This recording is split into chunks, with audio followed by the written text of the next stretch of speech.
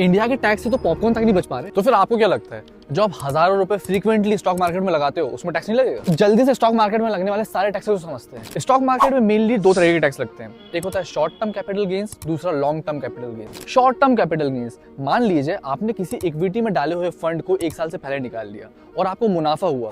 फर्ज करते हैं आपको 1 लाख रुपए आपने डाला और आपने 1.5 लाख रुपए निकाला, मतलब 50,000 का आपको फायदा हुआ। तो उस 50,000 में, उस प्रॉफिट में आपको 20% टैक्स देना पड़ेगा, मतलब 50,000 में आपको 10,000 रुपए का टैक्स देना पड़ेगा। दूसरा होता है लॉन्ग टर्म कैपिटल गेन्स। मान लीजिए आपने किसी इक्विटी में, शेयर्स में या फिर म्यूचुअल फंड में 1 साल से ज्यादा, मतलब 12 महीने से ज्यादा उस अमाउंट को होल्ड करके रखा है, तो मिलने वाले प्रॉफिट में आपको केवल 12.5% का टैक्स लगता है। साथ ही साथ आपको 1.25 लाख तक का एग्जम्पशन देखने के लिए भी मिलता है। सो स्टॉक मार्केट में इन्वेस्ट करने से पहले ये सारे के सारे टैक्सेस को समझना बहुत जरूरी है, क्योंकि अनइन्फॉर्म्ड इन्वेस्टमेंट से ज्यादा खतरनाक कुछ भी नहीं हो सकता। इसलिए हमेशा रिसर्च, इन्फॉर्म्ड और लॉन्ग टर्म इन्वेस्टमेंट में फोकस करें।